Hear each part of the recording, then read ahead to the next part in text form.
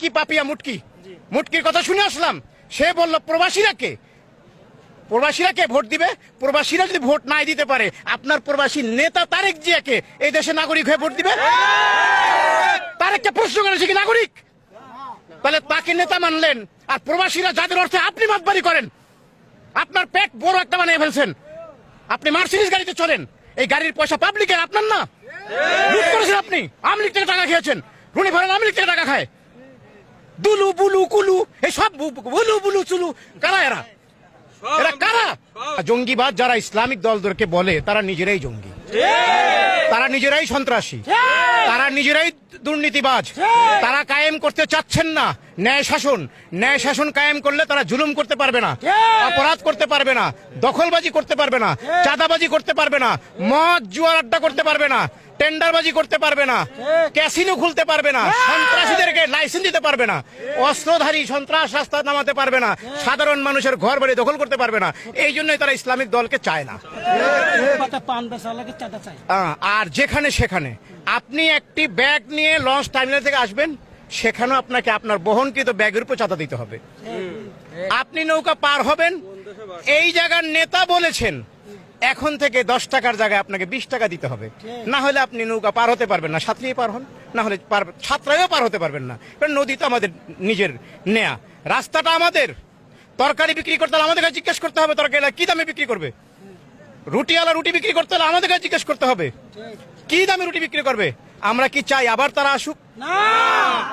এক নমরুদ ফেরাউনের হাত থেকে বাঁচতে 17 বছর সময় লাগছে, হাজার হাজার প্রাণ দিতে হয়েছে, বিডিআর মতো হত্যা হয়েছে, হেফাজত হত্যা হয়েছে, শত শত নিরীহ মানুষকে হত্যা করেছে। ফজরের নামাজের সময়, ফজরের নামাজের সময় যেই সকল যুবকরা, যেই সকল মুসলিরা ফজরের নামাজ পড়তেন, তারাই জামাত, তারাই ইসলামপন্থী। তাদেরকে ধরা হয়তো। পিলখানার মতো নির্মম হত্যা এই বাংলাদেশ কেন পৃথিবীতে হয় নাই? এগুলার বিচার না হওয়া পর্যন্ত আপনি কিভাবে নির্বাচন দিবেন?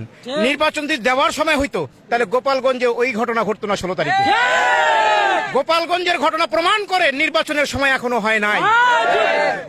আপনি নির্বাচন চান, যদি আজকে সেই নমরুদ লেডি ফেরাউন থাকতেন গদিতে, লেডি ফেরাউন গদি থাকলে আপনি কয় বছর পর নির্বাচন চাইতেন?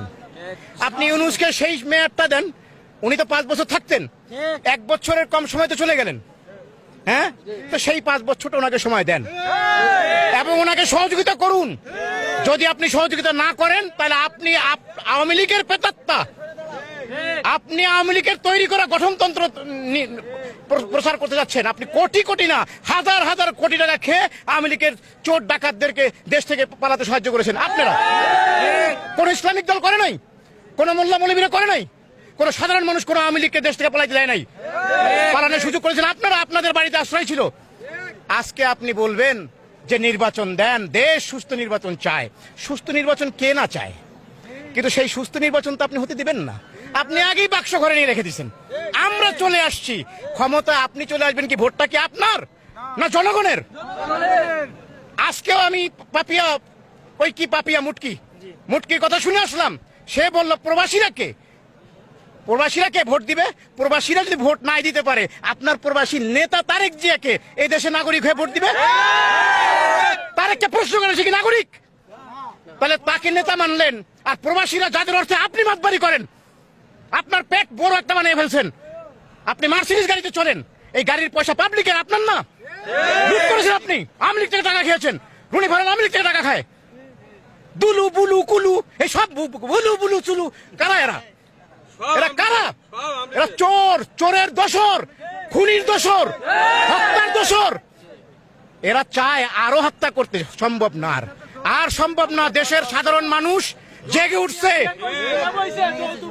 যৌতুক না, এরা নিজেরাই দখল করে বিয়ে করে নিছে। বাড়ি আমার, দখল আমার। হ্যাঁ, আমরা ওই সকল রাজনৈতিক দলকে প্রত্যাখ্যান করি যেই সকল রাজনৈতিক দলদের পরিচয় শেখ হাসিনার মতন প্রকাশ পেয়ে গেছে। আমরা তাদের আর দেখতে চাই না, মহব্বত দেখাতে চাই না, ভালোবাসা চাই না। আমরা চাই ইসলাম দেশে কায়েম হোক, কোরআনের আইন বাস্তবায়ন হোক।